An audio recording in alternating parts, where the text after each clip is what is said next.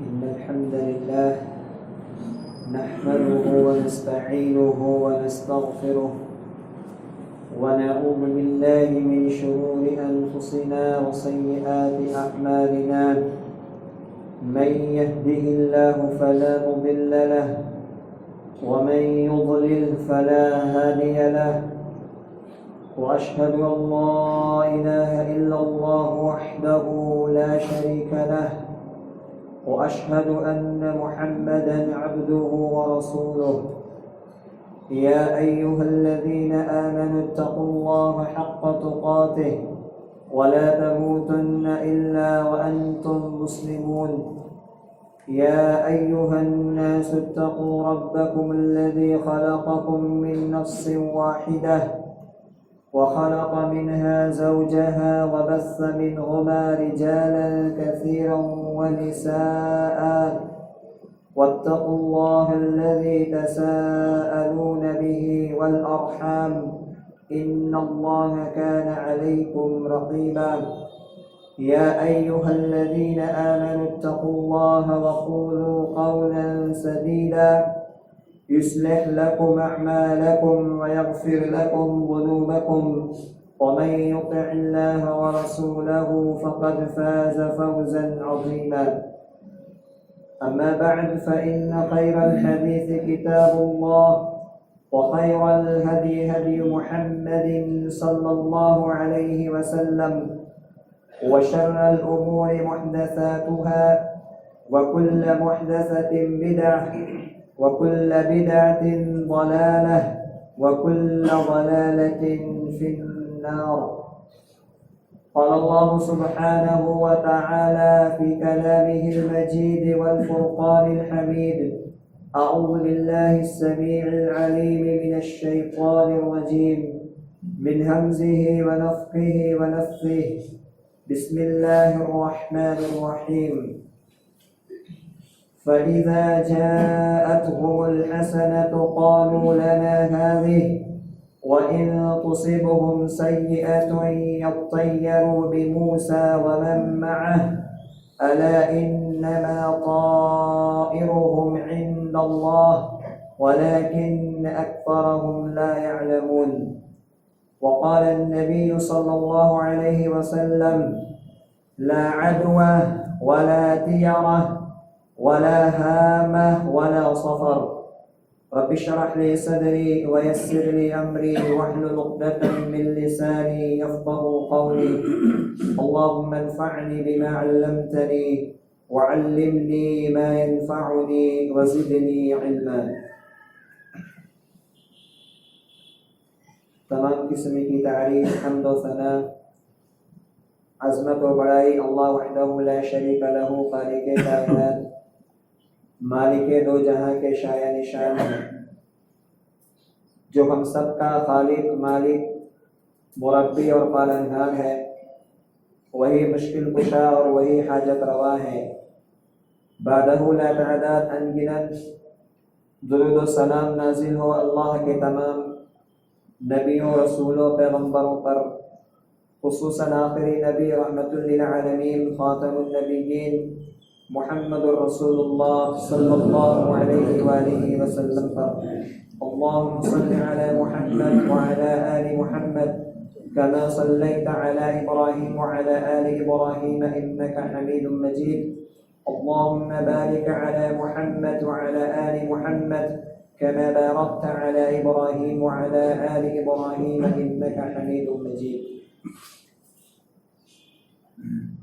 عزیز ساتھیوں، نوجوان دوستوں، پردہ نشین خواتین، خطبہ مسنونہ کے بعد سورۃ الاعراف کی ایک آیت اور متفق علیہ ایک حدیث آپ کے سامنے پڑھی ہے. ماہ سفر اور اسلامی تعلیمات کے متعلق چند باتیں آپ کے سامنے پیش کرنا مقصود ہے.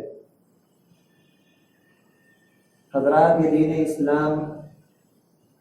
ہمیں اور آپ کو دو چیزوں کی بنیادی تعلیم دیتا ہے. ایک ہے عقیدہ اور دوسرا ہے عمل. عقیدہ اور عمل یہ اسلام کا لب لباب ہے، اسلام کا نچوڑ ہے۔ اگر انسان کا عمل درست ہے، عقیدہ صحیح نہیں ہے، تب بھی وہ گھاٹے میں ہے، اور عقیدہ درست ہے، عمل صحیح نہیں ہے، تب بھی وہ خسارے اور نقصان میں ہو سکتا ہے۔ نبی اکرم صلی اللہ علیہ وسلم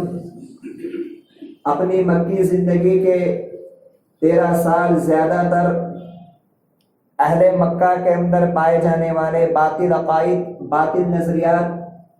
باطل خیالات اور توہمات کا رد کرتے رہے، ان کی اصلاح کرتے رہے، بت پرستی سے روکتے رہے، اور اسی طریقے سے غیر اللہ کے نام پر ذبیحے سے روکتے رہے، غیر اللہ کی قسم سے روکتے رہے، غیر اللہ کی نظر و نیاز سے روکتے رہے، اور اللہ واحد کی عبادت اور بندگی کی طرف برابر آپ انہیں بلاتے رہے۔ نبی اکرم صلی اللہ علیہ وسلم اپنی مکی زندگی کے اندر زیادہ تر محنت اور آپ کی زیادہ تر توجہ اہل مکہ کے نظریات اور ان کے عقائد پر ہوا کرتی تھی، کہ ان کے ان باطل نظریات کو، باطل عقائد کو، کہ جو اللہ رب العالمین کو ناپسند ہے، اللہ رب العالمین کو جو عقیدہ، جو نظریات ناپسند ہے، اسے کس طریقے سے ان سے ختم کیا جائے اور اللہ رب العالمین کی بندگی کی طرف انہیں دعوت دی جائے۔ حضرات، عقیدہ اسلام کے اندر بڑی اہمیت کا حامل ہے، اور کسی شخص کا عقیدہ اور نظریہ، اس کا خیالی، اس کے منہج کو، اس کے عمل کو، اس کی فکر کو واضح کرتا ہے۔ آپ دیکھیے دنیا کے اندر ہر انسان، ہر قوم اور مذہب والے اپنے عقائد کے مطابق، نظریات کے مطابق، اور جس چیز پر ان کی آستھا ہوتی ہے، جس چیز پر ان کا عقیدہ ہوتا ہے، اسی اعتبار سے وہ عمل کرتے ہیں۔ ایک آدمی جو غیر مسلم ہے، جو مسلمان نہیں ہے، کسی اور مذہب کا ماننے والا ہے، تو وہ اپنے مذہب کے عقائد کے مطابق، تعلیمات کے مطابق اپنی عبادات کو، اپنی بندگی کو انجام دیتا ہے، چاہے وہ سکھ ہو، عیسائی ہو، بدھ دھرم کا ماننے والا ہو، ہندو مذہب کا ماننے والا ہو۔ ہر مذہب کے اپنے عقائد ہے، اپنے خیالات ہے اور اپنے نظریات ہے، اور اسی عقائد اور نظریات پر وہ کاربند رہتے ہیں، اور کسی بھی قسم کی ضرب اور مار اپنے نظریات پر وہ آنے نہیں دیتے۔ حضرات، اللہ رب العالمین احکم الحاکمین نے ہمیں جو دین دیا ہے، اس دین کا عقیدہ اور اس دین کا نظریہ بالکل صاف، واضح اور کلیئر ہے۔ اللہ سبحانہ و تعالیٰ اپنی عبادات کے اندر، اپنی بندگی کے اندر، اپنی شان کے اندر، اپنی ربوبیت اور الوہیت کے اندر کسی بھی قسم کی شراکت کو، حصے داری کو برداشت نہیں کرتا، اور حصے داری کرنا یہ اللہ رب العالمین کو سخت ناپسند ہے۔ اللہ سبحانہ و تعالیٰ اپنے بندوں کو اس بات کی تعلیم دیتا ہے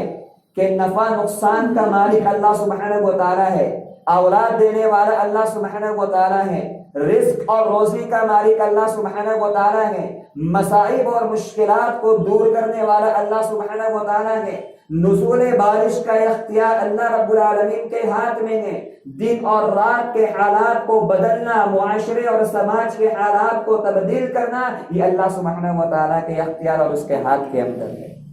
حضرات، ہم اور آپ جس ماہ سے گزر رہے ہیں، یہ اسلامی سال کا دوسرا مہینہ ماہ سفر ہے۔ یہ ماہ سفر ہے اور سفر کا مہینہ شروع ہو چکا ہے۔ زمانے جاہلیت کے اندر اس سفر کے تعلق سے، اس مہینے کے تعلق سے لوگوں کے بہت سارے باطل عقائد،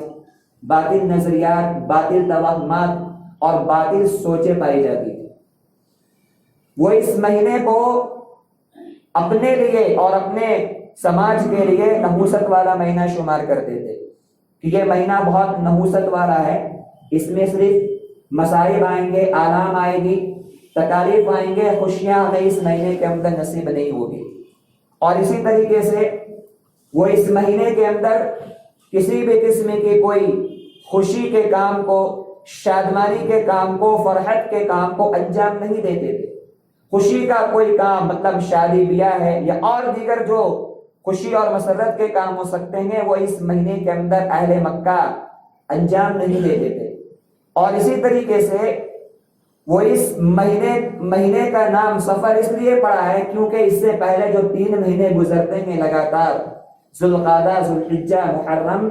یہ حرمت والے مہینے ہیں، یہ حرمت والے مہینے ہیں، اور اس مہینے کے اندر جو ہے جنگ و جدال، قتل و خون، غارت گری، یہ اللہ رب العالمین نے حرام قرار دیے. جیسا کہ اللہ نے قرآن مجید کے اندر فرمایا منھا اربعۃ حرم، کہ 4 مہینے حرمت والے ہیں، اور اس حرمت کی، اس مہینوں کے احترام کا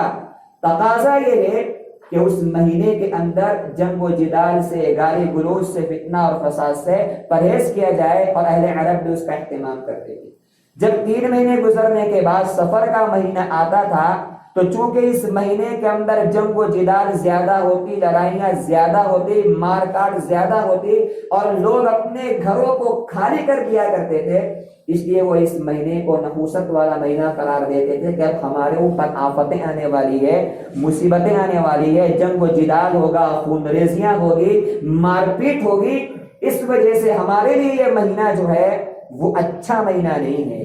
یہ مہینہ خیر کا مہینہ نہیں ہے، یہ مہینہ ہمارے لیے بھلائی کا مہینہ نہیں ہے، بلکہ یہ مہینہ ہمارے لیے مصیبت والا ہے، نحوست والا ہے. نبی اکرم صلی اللہ علیہ وسلم نے ان کے اس باطل نظریات کو اور باطل عقائد کا رد کیا، اور جو حدیث خطبہ مسنونہ کے بعد میں نے آپ کے سامنے پڑھی ہے، اس حدیث کی مختصر تشریح میں آپ کے سامنے کرتا ہوں. اللہ کے رسول صلی اللہ علیہ وسلم نے اس حدیث مبارکہ کے اندر بہت سارے باطل نظریات کا رد کیا ہے. ماہ سفر کے ساتھ ساتھ بہت ساری ایسی باتیں ہیں جو انسان کے عقیدے کو، اس کے توحید کو، اس کے ایمان کو کمزور کرتی ہے. نبی اکرم صلی اللہ علیہ وسلم نے اس کا رد کیا ہے. اللہ کے رسول صلی اللہ علیہ وسلم ارشاد فرماتے ہیں، پہلی بات لا عدوى ولا طیرۃ ولا ہامۃ ولا سفر. 4 باتیں نبی اکرم صلی اللہ علیہ وسلم نے اس حدیث مبارکہ کے اندر بیان کی ہے. پہلی بات آپ نے بیان کی لا عدوى، کہ کوئی بیماری، کوئی مرض بظاہر خود متعدی نہیں ہوتا، چیپی نہیں ہوتا. یعنی اللہ کے رسول صلی اللہ علیہ وسلم نے بیان کیا ہے کہ کسی بیماری کے اندر، کسی مرض کے اندر بذات خود یہ طاقت نہیں، یہ ہمت نہیں کہ اللہ کے حکم کے بغیر کسی آدمی کے اندر وہ مرض داخل ہو جائے، کسی آدمی کو وہ مرض لگ جائے. اللہ کے رسول صلی اللہ علیہ وسلم نے اس کی نفی فرمائی. اللہ کا حکم ہوگا تو انسان کو وہ مرض ہوگا، بغیر اللہ کے اجازت اور اس کی مرضی سے وہ چیز کسی دوسرے انسان کے اندر داخل نہیں ہو سکتی. اسی لیے اللہ کے رسول صلی اللہ علیہ وسلم نے دوسری حدیث، بلکہ اسی حدیث کے اندر آگے چل کر کے آتا ہے کہ ایک صحابی نے آ کر کے اللہ کے رسول صلی اللہ علیہ وسلم سے عرض کیا کہ اللہ کے رسول صلی اللہ علیہ وسلم، ہمارے پاس اچھے خاصے تندرست اونٹ ہوتے ہیں، تندرست اونٹ ہم پالے ہوتے ہیں، اور اسی تندرست اونٹ کے اندر کبھی کوئی خارش والا اونٹ داخل ہو جاتا ہے، کھجلی والا اونٹ داخل ہو جاتا ہے، اور اس کے آنے کی وجہ سے دوسرے اونٹوں کے اندر خارش کی بیماری، کھجلی کی بیماری داخل ہو جاتی ہے، تو اس کا کیا مطلب ہے، اس کی کیا وجہ ہے؟ تو نبی اکرم صلی اللہ علیہ وسلم نے فرمایا، مجھے یہ بتاؤ کہ پہلے اونٹ کو خارش کہاں سے ہوئی؟ یہ اللہ کے رسول صلی اللہ علیہ وسلم نے اپنے صحابہ کے عقیدے کی، ان کے نظریات کی، ان کی سوچ کی اس حد تک اصلاح فرمائی ہے. آپ نے سوال کیا کہ وہ پہلے اونٹ کو خارش کہاں سے لگی تھی، اس کو کھجلی کہاں سے آئی تھی؟ کہا کہ اس کو کھجلی دینے والا اللہ سبحانہ و تعالی، اس کو خارش کی بیماری دینے والا اللہ سبحانہ و تعالی ہے. تو کہا تم یہ نظریہ کیوں نہیں رکھتے، تمہارا یہ عقیدہ کیوں نہیں بنتا، تمہاری یہ سوچ کیوں نہیں بنتی کہ دوسرے اونٹ کو بھی جو یہ مرض لگا ہے وہ مرض بھی اللہ رب العالمین کے حکم سے لگا ہے، اس کی اجازت سے لگا ہے، اللہ سبحانہ و تعالیٰ کے حکم سے وہ چیز دوسرے اونٹوں کے اندر بھی داخل ہو گئی. لیکن ہاں اگر انسان کا ایمان، اس کا عقیدہ کمزور ہو تو اللہ کے رسول صلی اللہ علیہ وسلم نے احتیاط کے طور پر، بچاؤ کے طور پر ایسے لوگوں کو یہ تعلیم دی ہے اور یہ بات بتائی ہے کہ تم ایسے لوگوں کے پاس پھر مت جایا کرو. کیونکہ اللہ کے رسول صلی اللہ علیہ وسلم نے ایک حدیث کے اندر فرمایا کہ تم کوڑی سے ایسے بھاگو جیسے کہ تم شیر سے بھاگتے ہو. جس آدمی کو کوڑ کی بیماری ہو اس کوڑی آدمی سے ایسے بھاگو جیسے تم شیر کو دیکھ کر کے بھاگتے ہو۔ مطلب یہ اللہ کے رسول صلی اللہ علیہ وسلم کے سمجھانے کا کہ اگر تم اس کوڑ کے پاس گئے اور اللہ نہ کرے اگر تمہارے اندر وہ مرض آ گیا تو تمہارا یہ عقیدہ بن جائے گا، تمہاری یہ سوچ بن جائے گی کہ میں اس کے پاس گیا تو مجھے یہ مرض لگ گیا، تمہارا عقیدہ کمزور ہوگا، اللہ کی ذات کے تعلق سے تم غلط گمان کے اندر، غلط سوچ کے اندر مبتلا ہو جاؤ گے۔ اس لیے اللہ کے رسول صلی اللہ علیہ وسلم نے پھر اس موقع پر یہ تعلیم دی ہے کہ ایسے متعدی بیماری سے، چیپی بیماری سے اگر آدمی دور رہے تو یہ اس کے لیے بہتر ہے، لیکن انسان صرف یہ سوچ لے، اس کا یہ عقیدہ بن جائے، اس کا یہ ایمان بن جائے کہ یہ مرض، یہ بیماری بذات خود کسی کو نقصان پہنچا سکتی ہے، تو یہ عقیدہ غلط ہے، اسلام اس کی نفی کرتا ہے۔ جیسا کہ اور آپ جس دور سے گزرے کورونا سے، ہم نے اور آپ نے اس چیز کے اندر اس مسئلے کو بہت جھیلا ہے اور بہت اس تعلق سے سنا بھی ہے، لیکن اسلام اس نظریے کو، اس عقیدے کو بالکل واضح کرتا ہے اور صاف کرتا ہے کہ دنیا کے اندر کوئی مرض، کوئی بیماری باذن اللہ نازل ہوتی ہے، اور اگر کسی کو لگتی ہے تو اللہ سبحانہ و تعالیٰ کے اذن سے، اس کے حکم سے، اس کے فیصلے سے لگتی ہے۔ جس آدمی کے مقدر میں ہوگی اسی کو لگے گی، ورنہ کسی کے پاس محض جانے سے، اس کے ہاتھ کو چھونے سے، اس کی تیمارداری کرنے سے، اس کی بیمار پرسی کرنے سے، اس کے ملنے سے یہ مرض کسی انسان کے اندر بذات خود داخل نہیں ہو سکتا۔ دوسری بات نبی اکرم صلی اللہ علیہ وسلم نے حدیث پاک کے اندر بیان فرمایا لا عدوى ولا طیرۃ۔ اسلام کے اندر ایک بدعقیدگی عرب کے زمانے کے اندر یہ پائی جاتی تھی کہ وہ بدشگونی کے قائل تھے، یعنی کسی آواز کو سن کر کے، کسی چیز کو دیکھ کر کے وہ یہ سوچتے تھے، ان کا یہ خیال ہوا کرتا تھا کہ ہم نے فلاں آدمی کو دیکھ لیا ہے، فلاں آدمی کی بات سن لی ہے، اب ہمارا کام خراب ہو جائے گا، اب ہمارا دن بگڑ جائے گا۔ ان کا یہ عقیدہ تھا کہ جب وہ کسی کام کے لیے جانا ہوتا، اصل میں طیارہ یہ طائر سے بنا ہے، عربی زبان کے اندر طائر پرندے کو کہتے ہیں، عربی زبان میں طائر پرندے کو کہتے ہیں۔ ان کا یہ نظریہ تھا کہ جب وہ کسی کام کے لیے نکلتے تھے تو پرندہ اڑاتے تھے، وہ پرندہ اڑاتے تھے، اگر پرندہ سیدھے طرف جاتا، دائیں طرف جاتا تو اس سے وہ یہ فال لیتے کہ ہمارا کام آسان ہو جائے گا، اور اگر وہ پرندہ بائیں طرف جاتا، لیفٹ طرف جاتا تو یہ سوچتے کہ ہمارا کام صحیح نہیں ہوگا۔ یعنی اس پرندے کے اڑنے سے وہ بدشگونی لیا کرتے تھے، برا فال لیا کرتے تھے، برا نظریہ لیا کرتے تھے، اور بری سوچ ان کی ہوا کرتی تھی کہ اس پرندے کی وجہ سے ہمارا کام بگڑے گا، یہ آسان ہوگا۔ تو نبی اکرم صلی اللہ علیہ وسلم نے اس بدشگونی کو بھی اسلام کے اندر حرام کیا۔ کسی کے دیکھنے سے، کسی کے بات کے سننے سے تمہارا کام بگڑے گا نہیں، تمہارا کام آسان نہیں ہوگا۔ کسی اندھے کو دیکھ لیا، کسی لنگڑے کو دیکھ لیا صبح صبح، یا صبح صبح بلی راستے سے گزر گئی، یا کسی غلط انسان کے اوپر، کسی غریب اور فقیر انسان کے اوپر ہماری نظر پڑ گئی تو ہم یہ سوچے کہ ہم نے فلاں کو دیکھ لیا، ہمارا دن خراب ہو جائے گا۔ یہ نظریہ نحوست والا اسلام کے اندر نہیں۔ قرآن مجید میں اللہ رب العزت نے بہت سارے مقامات پر بیان کیا ہے۔ حضرت موسیٰ علیہ السلام کا جہاں واقعہ سورہ اعراف میں اللہ نے بیان کیا، یہ دیکھیں کیسا ان کا عقیدہ تھا اور کیسی ان کی سوچ تھی، فرعون کی، آل فرعون کی۔ اللہ فرماتا ہے کہ فَإِذَا جَاءَتْهُمُ الْحَسَنَةُ قَالُوا لَنَا هَٰذِهِ وَإِن تُصِبْهُمْ سَيِّئَةٌ يَطَّيَّرُوا بِمُوسَىٰ وَمَن مَّعَهُ أَلَا إِنَّمَا طَائِرُهُمْ عِندَ اللَّهِ وَلَٰكِنَّ أَكْثَرَهُمْ لَا يَعْلَمُونَ۔ فرعون کو، آل فرعون کو جب کوئی بھلائی پہنچتی، خیر کی بات پہنچتی تو وہ یہ کہتے تھے ہم تو اس کے حقدار ہیں، ہم تو اس کے حقدار، یہ تو ہمیں ملنے ہی والا تھا۔ لیکن جب اس کے الٹا فَإِذَا جَاءَتْهُمْ سَيِّئَةٌ، جب انہیں کوئی پریشانی پہنچتی، مصیبت پہنچتی، مثلا اللہ نے اس سے پہلے کی آیت میں بیان کیا کہ مان لو پھل کم آ گئے، پھلوں میں کمی آ گئی، جانوں میں کمی آ گئی، کوئی بیماری آ گئی، تو کیا کہتے ہیں یَطَّیَّرُ بِمُوسَىٰ وَمَن مَّعَهُ، کہا یہ تو موسیٰ کی وجہ سے ہے، موسیٰ جب سے آیا ہے تب سے فتنہ ہو رہا ہے، تب سے یہ برے حالات آ رہے ہیں، اور جو موسیٰ پر ایمان لے کر کے آئے ہیں ان کی وجہ سے یہ حالات برے ہو رہے ہیں۔ یعنی جب اچھائی ملی تو کہا کہ ہم تو اس کے حقدار ہیں، اور جب کوئی پریشانی آئی تو الزام موسیٰ علیہ السلام پہ لگا گئے، موسیٰ منحوس ہے، نعوذ باللہ، موسیٰ علیہ السلام منحوس ہے اور موسیٰ کے ماننے والے منحوس ہیں، ان کی نحوست کی وجہ سے، ان کے آنے کی وجہ سے اور ان کے اس دعوت کی وجہ سے ہمیں یہ مصیبتیں آ رہی ہے، ہمیں یہ تکلیفیں آ رہی ہے۔ اللہ رب العالمین نے فرمایا الا انما طائر عند اللہ، کہا کہ تمہاری یہ نحوستیں یہ تو اللہ کے فیصلے ہیں، یہ تو اللہ کے پاس ہے۔ جو تمہیں پہنچنا ہے تکلیف، جو تمہیں آنی ہے مصیبت، وہ کسی کی دعوت کے، کسی کے آنے سے، کسی کے دیکھنے سے نہیں ہوتی ہے، یہ تو اللہ کے فیصلے ہیں، یہ تمہارے گناہوں کی سزا ہے۔ اگر کوئی چیز نحوست والی ہے، منحوس ہے، تو وہ انسان کے اپنے بدعمالیاں ہیں، انسان کے گناہ یہ نحوست ہے، انسان کی نافرمانیاں نحوستیں ہیں۔ جو بھی انسان کو مصیبت پہنچتی ہے، پریشانیاں پہنچتی ہے، وہ اس کی نافرمانیوں کی سزا ہوتی ہے، اس کے گناہوں کی سزا ہوتی ہے۔ اللہ نے کہا قال انما طائر عند اللہ، یہ تمہارے اوپر جو پریشانیاں آئی ہے، جو مصیبتیں آئی ہیں، یہ اللہ کا فیصلہ، تمہارے گناہوں کی سزا ہے۔ موسیٰ اور موسیٰ کے ماننے والوں کی وجہ سے تم پر کوئی آفت نہیں آتی۔ یہاں دیکھیں ان کا یہ عقیدہ تھا کہ ہمیں جو تکلیف پہنچتی ہے یہ موسیٰ کی وجہ سے پہنچ رہی ہے، ان کے ماننے والوں کی وجہ سے پہنچ رہی ہے۔ اسی طرح اللہ رب العزت نے سورہ یاسین کے اندر بھی اس مسئلے کو بیان کیا ہے کہ جب اللہ رب العالمین نے کسی قوم کے اندر رسولوں کو بھیجا،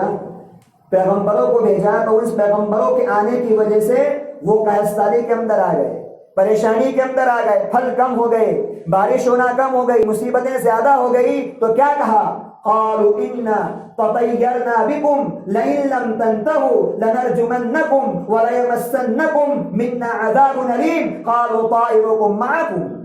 انہوں نے کہا کہ ہم تم سے بدشگونی لیتے ہیں، ہم تم سے نحوست کو لیتے ہیں کہ تمہاری وجہ سے،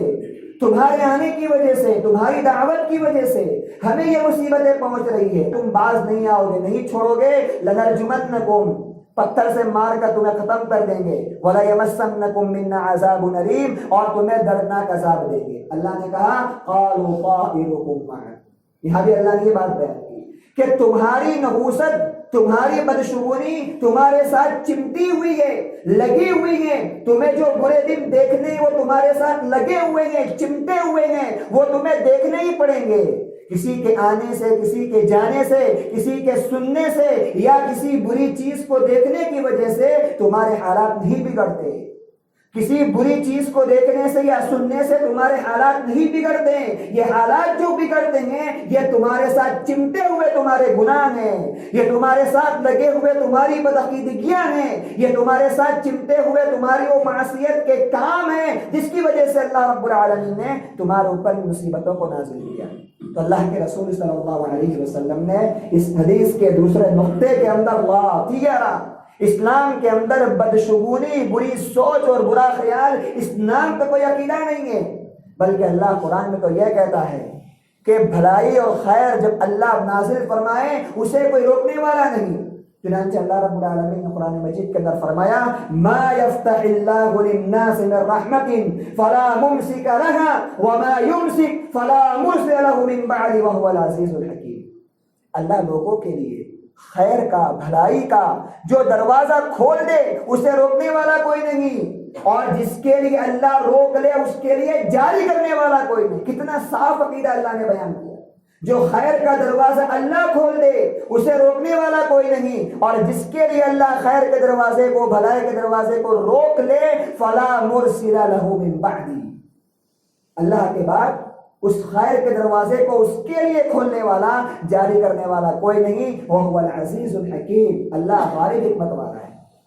سورہ یونس میں اللہ نے فرمایا وَإِن يَمْسَسْكَ اللَّهُ بِضُرٍّ فَلَا كَاشِفَ لَهُ إِلَّا هُوَ، اللہ اگر تمہیں کوئی ضر پہنچائے، کوئی تکلیف پہنچائے، کوئی مصیبت پہنچائے تو اس مصیبت کو اللہ کے سوا دور کرنے والا کوئی نہیں۔ وَإِن يَمْسَسْكَ بِخَيْرٍ، اور اگر تمہارے ساتھ اللہ بھلائی کا ارادہ کرے، خیر کا ارادہ کرے، فلا راد لفضلی، تو اس کے فضل کو، اس کی مہربانی کو، اس کے انعام کو ٹالنے والا بھی کوئی نہیں۔ ایسا نہیں کہ تم نے کسی بری چیز کو دیکھ لیا تو اس کے دیکھنے کی وجہ سے تمہارا وہ فضل ٹل جائے گا، تمہاری وہ نعمت ان سے چھین جائے گی۔ جو اللہ نے تمہارے نصیب و تقدیر کے اندر رحمت اور فضل لکھا ہے اس کو ٹالنے والا کوئی نہیں، اور اگر تمہیں کوئی تکلیف، کوئی ضرر، کوئی مصیبت پہنچی ہے تو اس مصیبت کو بھی اللہ کے سوا دور کرنے والا کوئی نہیں۔ تو اللہ کے رسول فرماتے ہیں کہ اسلام کے اندر نہ کوئی بیماری بذات خود متعدی ہوتی ہے اور نہ اسلام کے اندر بدشگونی کا برے نظریات کا کوئی تصور ہے. اور تیسری بات فرمائی ولا ہام. اس زمانے کے اندر یہ ان کا عقیدہ اور نظریہ تھا کہ جب ان کے گھر کے اوپر اگر کوئی پرندہ، اور جو پرندہ یہاں پر ذکر ہے الو ہے، اگر الو ان کے مکان کے اوپر آ کر کے بیٹھ جاتا اور آواز نکالتا تو اس آواز کی وجہ سے بھی وہ بری سوچ نکالتے تھے کہ الو آ کر کے بیٹھا ہے، ہمارے گھر میں کوئی موت ہوگی، کوئی مصیبت آئے گی، کوئی پریشانی آئے گی. آج کل بہت سے لوگ دنیا کے اندر ایسے پائے جاتے جو کسی جانور کی آواز کو سن کر کے، مثلا کوے کی آواز ہے یا بلی کی آواز یا کوئی بھی ایسے جانور ہوتے ہیں، ان کی آوازوں کو سن کر کے ان سے برا فال لیتے ہیں، ان سے برا نظریہ اخذ کرتے ہیں. تو اس زمانے کے اندر یہ چیز تھی کہ جب ان کے مکان پر، ان کے گھر پر اگر الو آ کر کے بیٹھتا تو اس الو کی آواز کو سن کر کے وہ یہ تصور کرتے تھے، یہ خیال کرتے تھے کہ اس الو کی آواز کی وجہ سے اب ہمیں کوئی مصیبت لاحق ہونے والی ہے، ہمیں کوئی تکلیف آنے والی ہے، کوئی بیماری آئے گی، کسی کی موت واقع ہوگی. تو نبی اکرم صلی اللہ علیہ وسلم نے اس حدیث پاک کے اندر ان کے اس نظریے کو، اس عقیدے کو، اس سوچ کو غلط ثابت کیا اور کہا کہ الو کی آواز کی کوئی حیثیت نہیں ہے. اس کی آواز کے، اس کے چلانے سے یا تمہارے مکان پر آ کر کسی جانور کے یا کسی پرندے کے آواز لگانے سے تمہارے گھر پر نہ کوئی مصیبت آ سکتی ہے اور نہ تمہارے گھر پر کوئی خوشی آ سکتی ہے. جو غمی اور خوشی آئے گی وہ اللہ کے حکم سے اور اس کے اذن سے آئے گی. اور تیسری بات نبی اکرم صلی اللہ علیہ وسلم نے جو بیان فرمائی ولا سفر، کہ اسلام کے اندر جو تمہارا یہ نظریہ ہے سفر کے مہینے کے تعلق سے کہ یہ مہینہ منحوس ہے، اس مہینے کے اندر خوشیاں نہیں منانی ہیں، اس مہینے کے اندر شادی بیاہ کے کام نہیں کرنے ہیں، اور یہ مہینہ ہمارے لیے آفات کا ہے، تکلیف کا ہے، مصائب کا ہے. اللہ کے رسول صلی اللہ علیہ وسلم نے فرمایا ولا سفر، اسلام کے اندر اس قسم کا کوئی عقیدہ نہیں، اس قسم کی کوئی بات بھی نہیں ہے، بلکہ سارے دن اللہ نے بنائے، سارے مہینے اللہ نے بنائے، دن اور رات کی ساری گھڑیاں ہی اللہ سبحانہ و تعالیٰ نے بنائی. حدیث قدسی ہے، اللہ سبحانہ و تعالیٰ ارشاد فرماتا ہے، نبی اکرم فرماتے ہیں اللہ نے فرمایا، صحیح بخاری صحیح مسلم کی روایت ہے، اللہ کے رسول فرماتے ہیں اللہ نے فرمایا ابن آدم مجھے برا بھلا کہتا ہے، یوزین ابن آدم، ابن آدم مجھے تکلیف دیتا ہے، ابن آدم مجھے دکھ دیتا ہے. اور دکھ کس بات کا اللہ کو دیتا ہے، تکلیف کس بات کی اللہ کو دیتا ہے؟ یسب الدہر، ابن آدم رات کو، دن کو، مہینے کو، گھڑیوں کو برا بھلا کہتا ہے. بہت برا وقت ہے، بہت برا ٹائم ہے، بہت بری گھڑی ہے، نحوست والی گھڑی ہے، مہینہ نحوست والا ہے، میرا دن آج جو ہے خراب گزر جائے گا، خراب نکل گیا. کہا یسب الدہر، انسان زمانے کو برا بھلا کہتا ہے، انسان زمانے کے تعلق سے برے الفاظ اور بری باتیں زبان سے نکالتا ہے. اللہ فرماتا ہے زمانے کو، وقت کو، حالات کو بدنام کرنا، برا کہنا، یہ گویا اللہ رب العالمین کو برا بھلا کہنا ہے. کیوں؟ اللہ نے کہا انا الدہر، زمانہ میرے ہاتھ میں ہے، زمانہ میرے ہاتھ میں ہے، مہینے میں بدلتا ہوں، دن اور رات کی گھڑیاں میں تبدیل کرتا ہوں، دن کا چھوٹا کرنا، رات کا بڑا کرنا، یا رات کا چھوٹا کرنا، دن کا بڑا کرنا، یہ میرے اختیار کے اندر. انا الدہر، میں زمانہ ہوں، اقلب اللیل والنہار، دن کو رات کو میں بدلتا ہوں. اتنی پیاری بات اللہ کے رسول نے اس حدیث کے اندر میرے بھائیوں ہمارے اور آپ کی اصلاح کے لیے بیان فرمائی. آج بہت سے لوگ اپنی زبان سے انجانے میں اور جو ہے یہ زبان سے کہہ دیتے ہیں کہ وقت اور حالات ہمارے اوپر بہت خراب آئے ہوئے ہیں، ہمارے اوپر حالات خراب آئے، وقت برا آیا ہوا ہے. وقت برا نہیں ہے، یہ حالات برے نہیں ہے، دن رات وہی ہے، سورج کا نکلنا، چاند کا ڈوبنا، یہ دن اور رات کی تبدیلیاں وہی ہیں. یہ جو کچھ بھی ہے یہ اللہ رب العزت کے اختیار کے اندر ہے، اس کے ہاتھ میں، اس کے قبضے میں، رب العالمین کی قدرت کے اندر ہے. اسی لیے اللہ کے رسول فرماتے ہیں لوگوں، اللہ فرماتا ہے کہ ابن آدم زمانے کو برا بھلا کہہ کر، زمانے کو گالی دے کر، زمانے کو بدنام کر کے مجھے تکلیف دیتا ہے، مجھے دکھ دیتا ہے، مجھے بڑا دکھ ہوتا ہے ابن آدم کی یہ بات کو سن کر کے. اور دکھ اس لیے ہوتا ہے کہ زمانہ میں بدلتا ہوں، میرے ہاتھ میں ہے. زمانے کو گالی دینا گویا اللہ کو تکلیف دینے کے برابر ہے. اللہ کے رسول نے بیان کیا اس حدیث کے اندر کہ کسی مہینے کو، کسی دن کو اور کسی گھڑی کو برا مت کہو. یہ اللہ سبحانہ و تعالیٰ دن اور رات کو بدلنے والا ہے. میرے بھائیو، اسلام کے نظریات، اس کی عقائد، اس کی تعلیمات دن کے سورج کی طرح روشن اور آسان ہے. اللہ رب العالمین نے ہمیں ایک ایسا دین دیا ہے جس دین کے اندر عقیدے کی اتنی بنیادی تعلیم اللہ رب العزت نے دی ہے کہ اس پہ چل کر کے ایک انسان عمل کے راستے پہ آئے اور عمل کے راستے پہ آ کر کے اللہ سبحانہ و تعالیٰ کی رحمت کا اور اس کی جنت کا حقدار بن جائے. یہاں تک اللہ کے رسول صلی اللہ علیہ وسلم نے عقیدے کے معاملے میں ہماری اور آپ کی رہنمائی فرمائی ہے کہ اگر انسان اپنی زندگی کے حالات کو معلوم کرنے کے لیے کہ میرے نصیب میں کیا ہے، میری زندگی میں کیا ہے، کسی کاہن کے پاس، کسی نجومی کے پاس جا بھی نہیں سکتا. اس کی بھی اجازت نہیں ہے. آج بہت سے نجومی ہیں، کاہن ہیں جو غیب کا دعویٰ کرتے ہیں، غیب کی باتیں بتلانے کا دعویٰ کرتے ہیں. آپ انہیں ہاتھ دکھائیے، آپ کی ہاتھ کی لکیریں پڑھ کر کے آپ کو بتا دیں گے. آپ ان کے پاس جائیے، آپ کو دیکھ کر کے آپ کے بارے میں بتا دیں گے کہ آپ کی لائف کے اندر، زندگی کے اندر کیا خوشیاں ہیں، کیا غمیاں ہیں، کیا تکلیفیں ہیں، کیا تمہارے راحت کی باتیں ہیں. میرے بھائی، ان ساری باتوں پر اسلام نے روک لگائی ہے. اسلام نے ان ساری باتوں پر خدگن لگا دیا، روک لگا دی، منع کر دیا کہ تمہارے لیے، کسی مومن کے لیے، کسی مسلمان کے لیے یہ زیب نہیں دیتا کہ اپنی زندگی کے بارے میں کسی نجومی کے پاس جا کر، کسی کاہن کے پاس جا کر، یا کسی غیب کے دعویٰ کرنے والے جو کہ اصل میں جھوٹے ہیں، کذاب ہے، جن کو اپنی زندگی کا خود پتہ نہیں، وہ زندگی کے حالات کے بارے میں لوگوں کو کیا بتائیں گے.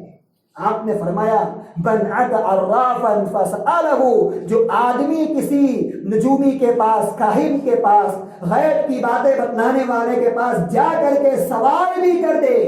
پوچھ لے اس سے جا کر کے، اس کی باتوں پر یقین کرنا تو دور کی بات ہے، اس کی بات کو ماننا تو دور کی بات ہے، اگر صرف سوال ہی کر لے تو فرمایا 40 دن تک اللہ اس کی نماز قبول نہیں کرتا. 40 دن تک اللہ اس کی نماز قبول نہیں کرتا. اور دوسری حدیث میں فرمایا اگر تصدیق کر لے، اس کے پاس سوال کرے اور سوال کرنے کے بعد جو جواب دے وہ نجومی، اس جواب کو سچا مان لے، اس جواب کو یقین کر لے کہ اس نے جو بتایا وہ سچ ہونے والا میری لائف کے اندر، فقد کفر بما نزل علی محمد صلی اللہ علیہ وسلم، تو گویا اس آدمی نے شریعت محمدیہ کا انکار کر دیا.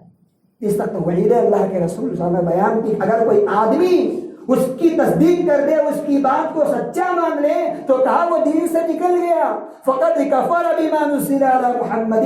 کہ محمد صلی اللہ علیہ وسلم کا جو اللہ نے دین نازل کیا ہے، اس دین کا اس نے انکار کر دیا، اس سے نکل گیا. اس سے بڑے بھائیو، انسان زندگی کے اندر یہ عقیدہ لے کر کے چلے، یہ سوچ لے کر کے چلے کہ ہماری زندگی کے اندر نہ کوئی مہینہ نحوست والا ہے، نہ کوئی گھڑی نحوست والی ہے، نہ کوئی رات نحوست والی ہے. جو بھی نحوستیں ہیں وہ انسان کے گناہ ہیں، اس کی بدکاریاں ہیں، خلاف شرع کام ہیں، اللہ کے حکم کی خلاف ورزیاں ہیں، نبی اکرم صلی اللہ علیہ وسلم کی سنتوں کی مخالفتیں ہیں. یہ وہ انسان کی زندگی کے کرتوت ہے جس کی وجہ سے وہ آج پریشانیوں کا، مسائل کا، الجھنوں کا شکار ہوتا ہے. ورنہ دن اور رات کا بدلنا یہ اللہ رب العزت کے اختیار کے اندر ہے. کوئی دن، کوئی رات اپنی ذات کے اندر نہ کوئی منحوس والا ہے، نہ اس کے اندر نحوست ہے، کوئی خباثت ہے. اللہ سے دعا ہے کہ اللہ نے کہنے سننے سے زیادہ عمل صالح کی توفیق عطا فرمائے. اللہ ہم سب کے ایمان کے عقیدوں کی اصلاح فرمائے. اللہ ہم سب کو اللہ واحد پر پکا و سچا ایمان رکھنے کی توفیق عطا فرمائے. ہر مشکل سے، پریشانی سے اللہ ہم سب کی حفاظت فرمائے. جب تک دنیا میں اللہ زندہ رکھ، ہم سب کو ایمان پہ زندہ رکھ. ہماری موت و ایمان پر موت ہو. اللہ ہمارے والدین، ہمارے ماں باپ یا ہمارے آبا و اجداد جو جا چکے، اللہ ان سب کی مغفرت فرما، ان کی قبروں کو منور فرما، ان کے لیے راحت اور آسانیاں پیدا فرما. ہمیں بھی اپنے رحمت سے اور اپنے فضل سے مالا مال فرما. ہماری موت ایمان پر موت ہو. آمین. بارک اللہ لنا ولکم فی القرآن العظیم ونفعنا وإياكم بالآيات والذكر الحكيم واستغفروه إنه هو الغفور الرحيم.